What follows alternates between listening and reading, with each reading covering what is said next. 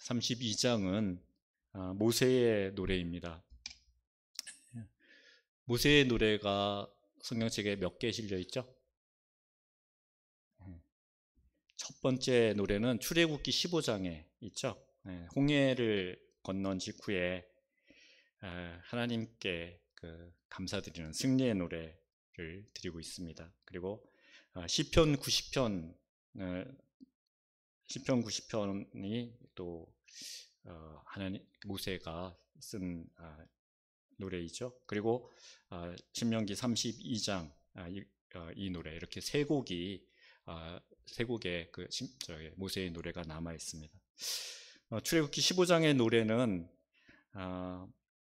15장 2절에서 보이듯이 여호와는 나의 힘이요 노래시며 나의 구원이시로다. 그는 나의 하나님이시니 내가 그를 찬송할 것이요 내가 내 아버지의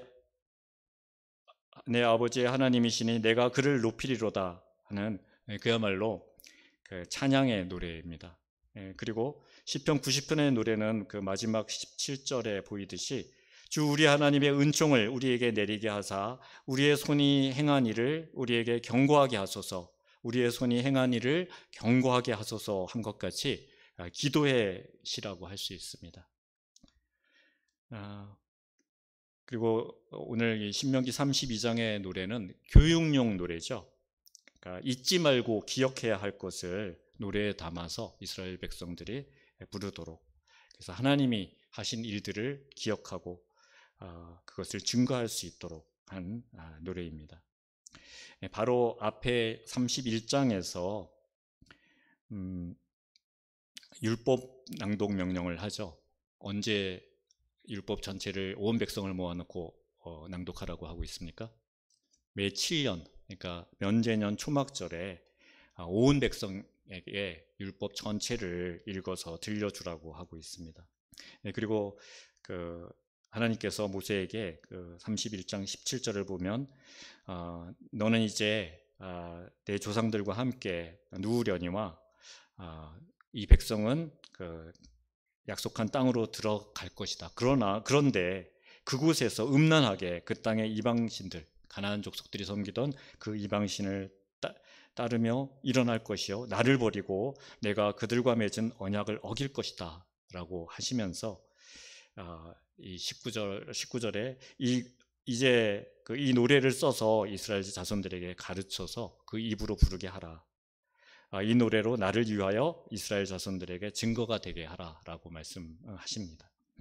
모세는 그 명령에 따라서 노래를 써서 이스라엘 백성들에게 가르쳤다라고 22절에 기록되고 있죠. 사실 오늘 이 32장의 본문은 31장 30절 마지막 절부터 시작해야 맞습니다. 그러니까 30절에 보면 그리고 모세가 이스라엘 총회에 이 노래의 말씀을 끝까지 읽어 들리니라 라고 하고 있죠. 그러면서 이제 그 노래를 1절부터 그 노래를 하고 있는 것입니다. 이렇게 모세는 간절한 마음으로 노래를 하고 있습니다. 이것까지가 모세의 사명이기 때문입니다. 그래서 우리가 읽은 이 노래의 앞부분, 노래가 긴데 우리 13절까지만 읽었잖아요. 그 앞부분 내용을 한번 좀 요약해서 살펴보도록 하겠습니다. 1절에서 2절의 핵심 동사는, 핵심 명령은 들을지어다 라는 것이죠. 하늘과 땅을 언약의 증인으로 불러서 여호와의 말씀이 이스라엘 백성에게 얼마나 중요한 것인지, 그리고 또 하나님과 이스라엘 백성 간에 맺은 그 언약이 얼마나 지속적인 것인지를 일깨워 주고 있습니다. 그리고 또 이 교훈은 비와 이슬과 같다라고 2절이 묘사하고 있죠. 비와 이슬은 이스라엘 땅에서 정말 생명과 같은 것입니다. 모두가 전수답이 아니라 전이죠. 정말 비가 오지 않으면 농사를 지을 수 없는 그 땅에서 비와 이슬은 삶의 활력과 생기를 주는 것이죠. 그것 같이 하나님의 말씀은 이스라엘 백성들의 삶에 생기와 활력을 주는 것이라는 것입니다. 또 3절에서 6절에서는 반석이시라, 하나님께서 하나님의 이름과 성품이 흔들리지 않는 반석과 같다라고 노래합니다. 그 하나님께서 40년 동안 광야에서 이스라엘 백성들을 인도해 주셨고 그들을 먹이셨습니다. 그런데 그들이 하나님을 향하여서 악을 행하니 하나님의 자녀가 아니다, 흠이 있고 삐뚤어진 세대다라고 책망하면서 너희는 누구 것이냐라고 묻고 있습니다. 그러면서 7절에서 9절에서는 모세가 옛날을 기억하라고 말하고 있죠. 하나님의 유산은 야곱이고 야곱을 통해서 이스라엘을 만드시고 지금까지 살 수 있도록 인도하셨다. 그것을 기억하라 라고 하고 있습니다. 그러면서 너희는 누구냐라는 질문에 대한 답을 하고 있는 것이죠. 너희는 바로 신실하신 하나님의 소유다 라고 하고 있습니다.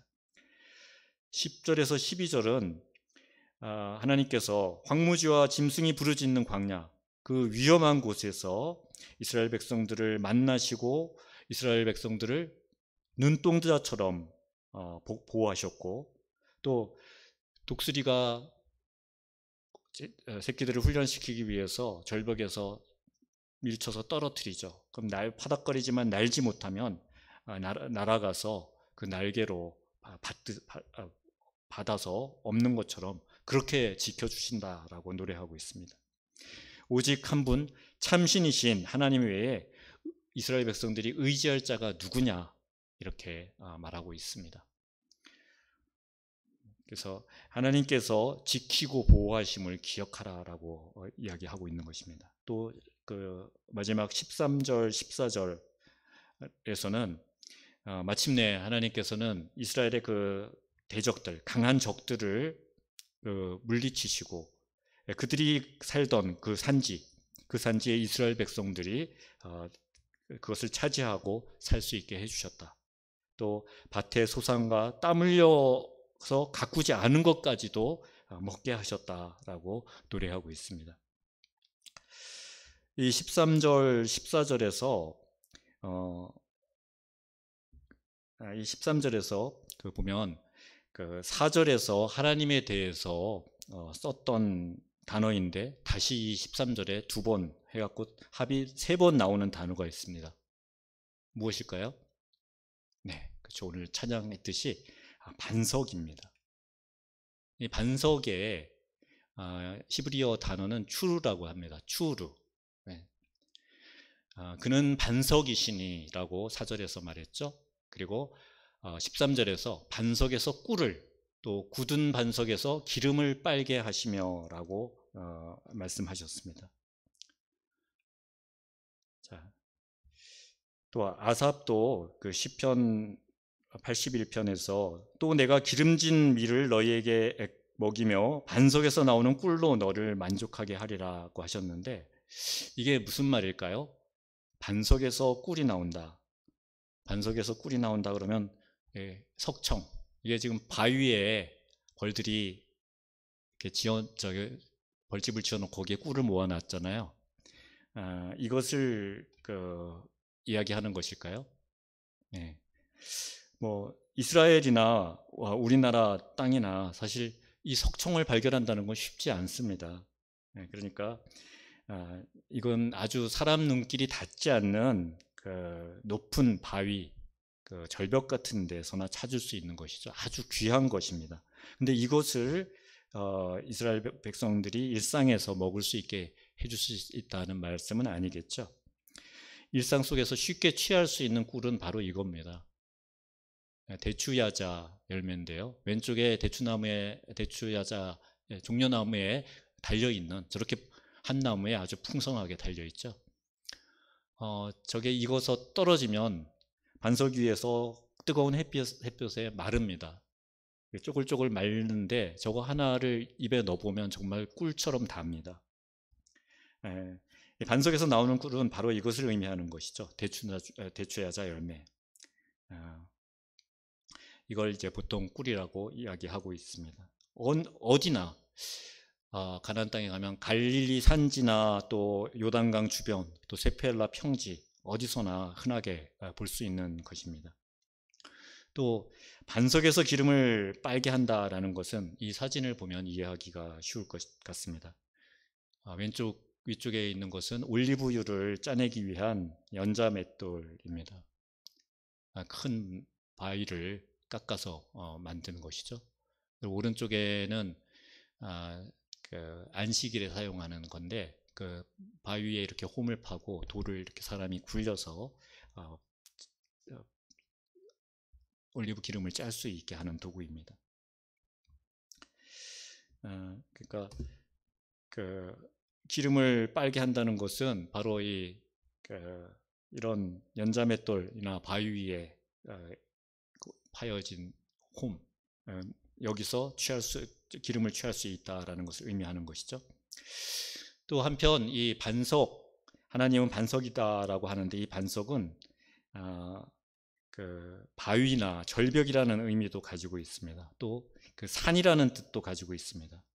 그래서 여러 가지 의미로 구약에서 75회나 나오는 단어인데, 이 단어에 대해서 조금만 더 알아보도록 하겠습니다. 사무엘상 24장 2절에 보면 들염소 바위라는 말이 나오고요. 또 사무엘 하 2장 16절에 보면 핫수림이라고 하는 그 지명이 등장하는데, 여기서 수림 했을 때 이것이 추르, 그 반석이 추르라 그랬죠. 예, 그 추르와 같은 말이죠. 예, 그러니까 이런 지명에도 종종 사용되고 있습니다. 반석은 일반적으로 피난처를 제공합니다. 그렇지만 이사야 2장 16절에서는 심판날에 사람들은 바위굴에서 피난처를 찾아내지 못할 것이다 라고 이야기하고 있습니다. 이스라엘 땅의 그 대부분의 바위들은 그 강한 그 석회석이나 약한 석회석이에요. 그래서 빗물에 잘 녹고 동굴이 많이 생깁니다. 그리고 곳곳에 동굴이 있어서 그 바위 위에 숨으면 적들이 찾아내기가 어렵죠. 그래서 피난처가 되는 것입니다. 쉽게 생각할 수 있는 게 다윗의 아둘람 굴에 피했던 것 생각할 수가 있죠. 그리고 또 그 바위는 그 자체가 굉장히 웅장하고 견고하죠. 그래서 여러 가지 그 비유적인 그 의미로 사용되고 있습니다. 그리고 그 이방 사람들도 자신의 신을 반석으로 종종 표현했던 것 같습니다. 그래서 사무엘상 2장 2절에 보면 우리 하나님 같은 반석도 없으심이니이다 이렇게 기록하고 있거든요. 그러니까 여호와가 반석이라는 것은 그 반석에서 띄어낸 돌로 조각한 그런 우상이 아니라 전적으로 참 신이시고 하나님이 만든 존재가 아니라 사람을 만든 존재가 아니라 사람이 만든 존재가 아니라 사람을 만드신 분이라는 것을, 그래서 사람이 전적으로 의지할 수 있는 분이라는 것을 알려주고 있습니다. 그래서 그는 하나님은 신뢰할 수 있는 유일하신 분이고 모든 세대들 앞에 견고하게 존재하시는 분이다라고 말씀하고 있습니다. 이 4절 말씀은 또 시편 92편 15절 말씀과 일맥상통하는데요. 그에게서는 어떤 불의도 찾을 수 없습니다. 그분은 완벽하게 의로우십니다. 하나님은 구원의 반석이십니다 하는 말씀입니다. 그래서 이 반석은 하나님의 이름들로 이렇게 표현되기도 합니다.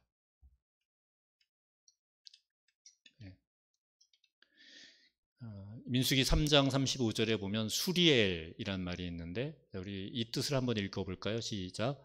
나의 반석은 하나님이시다. 또 민수기 1장 6절에서는 수리삿대라는 말이 나옵니다. 나의 반석은 전능자이시다. 이렇게 하나님을 자기 반석으로 의지하는 사람은 반석 위에 있는 것처럼 요동하지 않을 것이라고 또 시편 62편은 노래하고 있습니다. 이스라엘이 하나님의 뜻에 벗어나서 어그러진 삶을 살아갈 때 이사야는 이사야 선지자는 이사야 51장 1절에서 너희를 떠낸 반석을 생각해 보라라고 하고 있습니다. 이사야는 이 신명기 32장 4절 말씀을 떠올리라고 한 것이죠. 그 반석이신 하나님이 바로 모세를 통하여서 우리에게 먼저 이스라엘 백성에게 또 우리에게 이렇게 묻고 있습니다. 넌 누구의 것이냐? 이제 오늘 우리 말씀의 그 제목으로 들어왔는데요. 본론은 좀 짧게 마무리하도록 하겠습니다. 여러분들 그 손자의 재롱을 보시면 어떻게 옛날 어른들은 어떤 말을 주로 했었죠? 이렇게 짓궂게 물어봤었죠. 지금도 그러시는 분들이 있는지 모르지만 우리 강아지 넌 누구의 거니? 누구 거니? 이렇게 묻죠. 네. 손자가 나 할미 것 이렇게 대답하면은 그 모든 세상 그 근심이 다 사라지고 기쁨으로 넘치게 됩니다.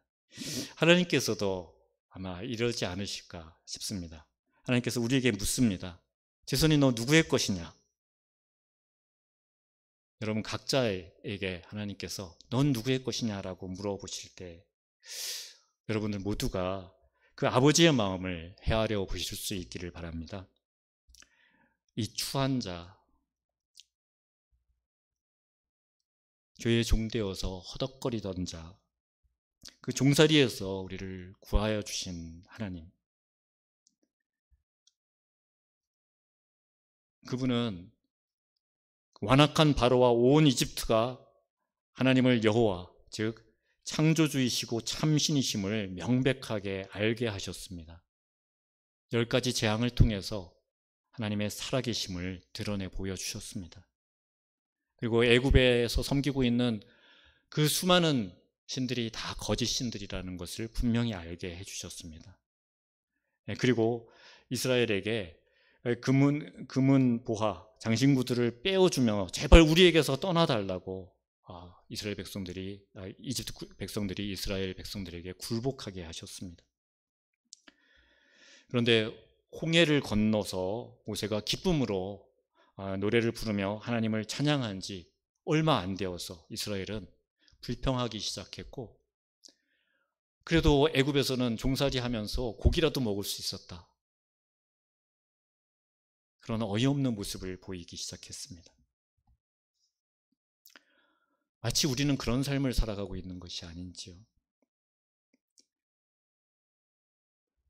우리가 하나님 앞에 서 있는 것 자체만으로도 하나님께서 기뻐하십니다. 우리에게 더 큰 것을 요구하시지 않으시죠. 우리를 죽음에서 구해주시고 구원 백성으로 하나님 나라를 소망하며 살아갈 수 있는 은혜를 주셨습니다. 우리는 그 자리에 견고히 서기를, 그것만을 하나님께서 원하시는 것이죠.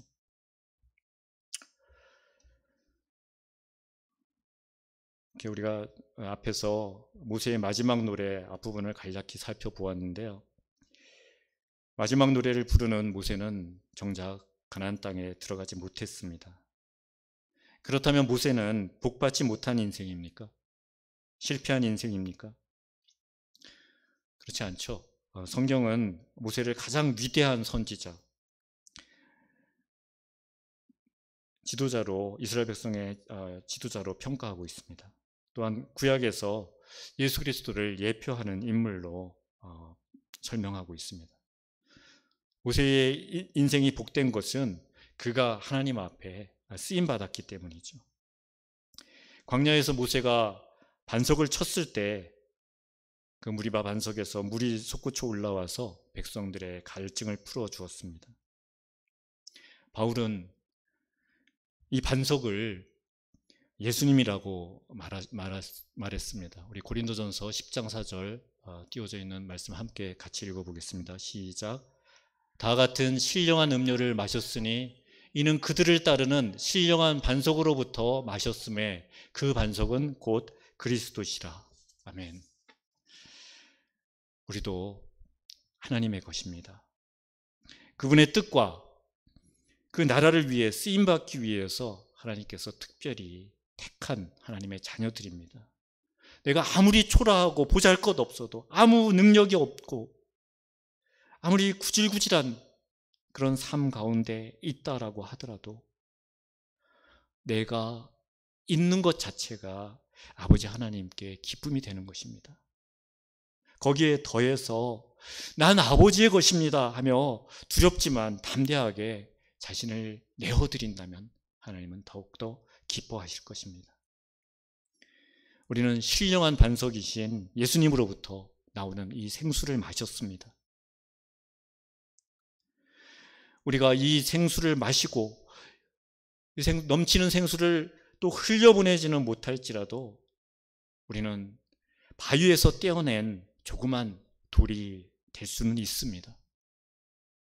우리 봄에 여호수아서 묵상하면서 이거 말씀을 나눴던 것 기억이 나죠? 한번 여호수아서 5장 3절 말씀 함께 읽어보겠습니다. 시작. 여호수아가 부싯돌로 칼을 만들어 할례산에서 이스라엘 자손들에게 할례를 행하니라. 여기서 부싯돌이라는 단어 역시 추루입니다. 바위에서, 큰 바위에서, 반석에서 떼어내는 돌, 그것도 역시 그 추루입니다. 반석에서 떼어낸 돌이기 때문입니다. 이렇게 보잘것없는 우리지만 우리를 난 아버지 것 하고 하나님 앞에 내어드릴 때 하나님께서는 흐뭇한 표정으로 그래, 내가 너의 반석이 되어줄게. 두려워하지 말아라. 강하고 담대하라. 바른 길로 가기를 주저하지 말아라. 격려하며 지켜주시며 승리의 길로 이끄실 것입니다. 그게 우리가 누릴 복이죠. 그 복을 마음껏 누리며 약속의 땅 앞에서 할례 받지 못하고 갈 바를 모르는 이들, 그들의 마음에 할례를 주는 부싯돌로 하나님의 귀한 복음의 도구로 살아갈 수 있기를 바랍니다. 이사야서 43장 1절에서 이사야에게 하나님께서 이렇게 말씀하십니다. 우리 함께 읽겠습니다. 시작. 너는 두려워하지 말라. 내가 너를 구속하였고 내가 너를 지명하여 불렀나니 너는 내 것이라. 아멘.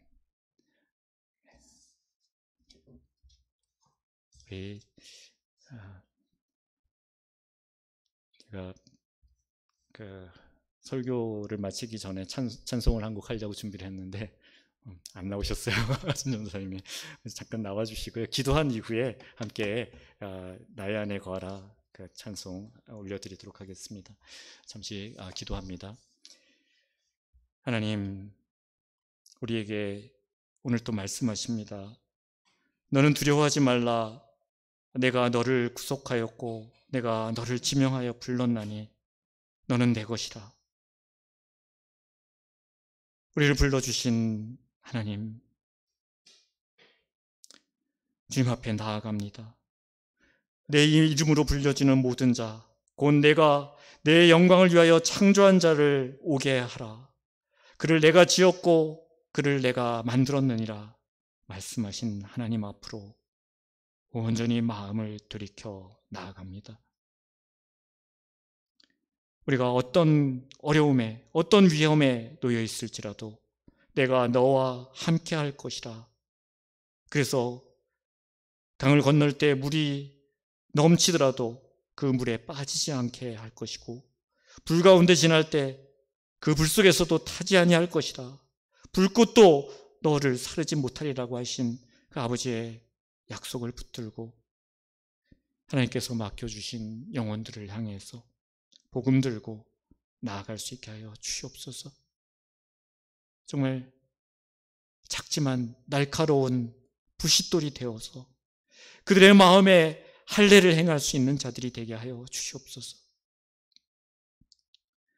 아버지의 말씀 붙들고 세상을 향해 승리의 발걸음 한 걸음 한 걸음 내디디며 죄의 사슬을 깨트리는 자들로 살아갈 수 있게 하여 주시옵소서. 우리의 반석 되신 예수 그리스도의 생수를 마음껏 누리며 그 생수를 흘려보낼 수 있는 자들로 살아갈 수 있게 하여 주시옵소서. 눈이 있어도 보지 못하고 귀가 있어도 듣지 못하는 저 불쌍한 이들, 그들을 이끌어내어서 아버지의 앞으로 돌려놓는 아버지의 증인, 아버지의 종이 될 수 있게 하여 주시옵소서. 우리 아버지 하나님만이 참 신이시며 공의로우신 분이고 언제나 옳으신 분임을 증거하는, 그래서 우리 모든 인생이 견고하게 설 반석이심을 인정하며 찬양하는 자리에 우리 모두가 늘 서게 하여 주시옵소서. 하나님의 품 안에 거하며 지킴받고 보호받는 가운데 하나님의 뜻을 행하는 자들로 우리 모두를 세워 주시옵소서. 감사드리며 우리 주 예수 그리스도의 이름으로 기도합니다. 아멘. 우리 함께 나의 안에 거하라 찬양 드리겠습니다.